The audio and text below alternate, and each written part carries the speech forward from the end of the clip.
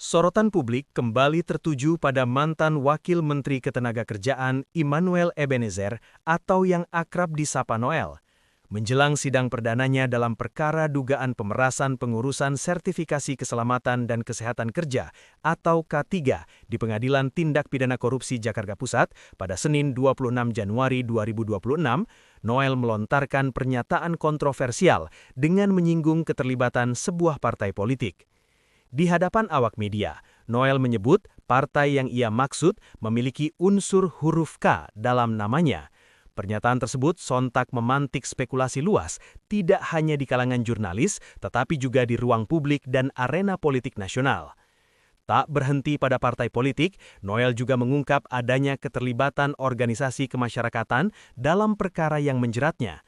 Namun, ia menegaskan bahwa peran ormas tersebut tidak berkaitan langsung dengan kebijakan di kementerian, melainkan terbatas pada aliran dana hasil dugaan pemerasan. Pernyataan ini menambah kompleksitas kasus yang sejak awal telah menjadi perhatian publik karena nilai kerugian negara yang besar dan dugaan praktik sistematis yang berlangsung selama bertahun-tahun. Soal identitas lengkap partai yang ia singgung, baik dari sisi nama, warna, maupun aktor-aktor politik yang diduga terlibat, Noel mengaku belum akan mengungkapkannya dalam waktu dekat.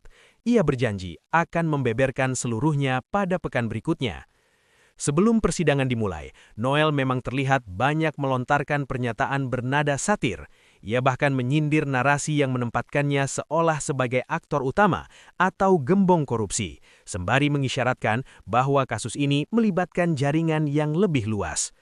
Untuk diketahui, berdasarkan data Komisi Pemilihan Umum, terdapat 24 partai politik peserta pemilu 2024. 1. Partai Kebangkitan Bangsa. 2. Partai Gerakan Indonesia Rakyat. 3. Partai Demokrasi Indonesia Perjuangan. 4. Partai Golongan Karya. 5. Partai Nasdem. 6. Partai Buruh. 7. Partai Gelombang Rakyat Indonesia. 8. Partai Keadilan Sejahtera. 9. Partai Kebangkitan Nusantara, 10.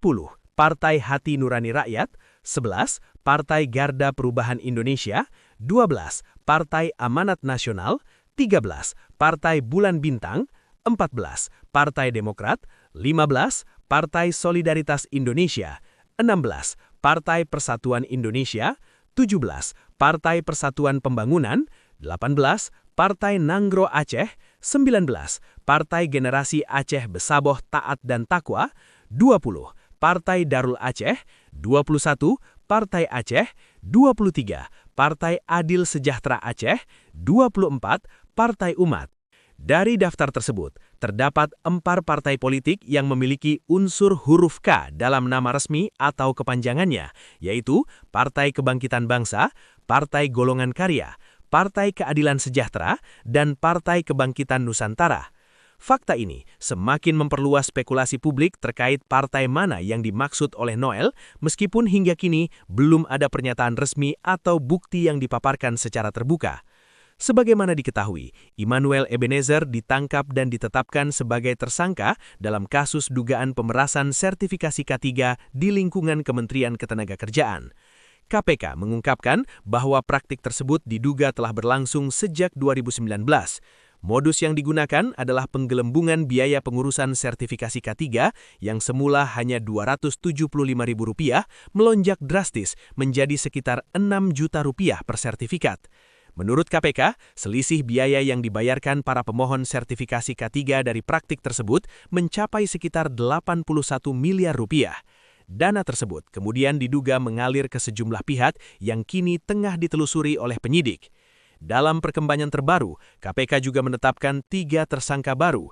Dengan penambahan tersebut, total tersangka dalam kasus pemerasan sertifikasi K3 di Kemenaker kini berjumlah 14 orang.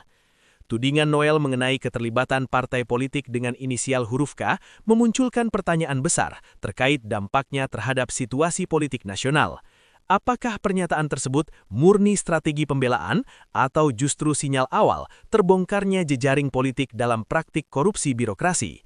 Sejumlah pengamat menilai, selama belum disertai bukti konkret, pernyataan Noel masih berada di ranah klaim personal. Namun, jika ia benar-benar membeberkan data dan fakta pendukung, bukan tidak mungkin kasus ini akan berkembang menjadi isu politik yang lebih luas dan sensitif.